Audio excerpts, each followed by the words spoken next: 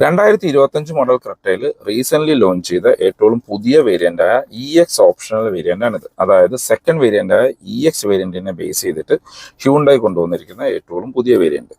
ഇപ്പോൾ Hyundai Creta ലൈനപ്പിലെ most value for money variant എന്ന് EX ഓപ്ഷണൽ വിളിക്കാം. കാരണം നിങ്ങൾക്ക് ഇതിൽ തന്നെ ഓട്ടോമാറ്റിക് വരുന്നുണ്ട്. പെട്രോളിൽ മാനുവൽ ആൻഡ് ഓട്ടോമാറ്റിക്, ഡീസലിൽ മാനുവൽ ആൻഡ് ഓട്ടോമാറ്റിക് അവൈലബിൾ ആണ്. അത്യാവശ്യം വേണ്ട എല്ലാ ഫീച്ചേഴ്സും ഈ വേരിയന്റിൽ തന്നെ കൊടുത്തിട്ടുണ്ട്. പലരും ഹ്യൂണ്ടായി കാറുകൾ എടുക്കാനായിട്ടുള്ള ഒരു റീസൺ തന്നെ ഈ പനോറമിക് സൺറൂഫ് ആണ്. അതും ഈ ഒരു തേർഡ് വേരിയന്റിൽ ഹ്യൂണ്ടായി കൊണ്ടുവന്നിട്ടുണ്ട്.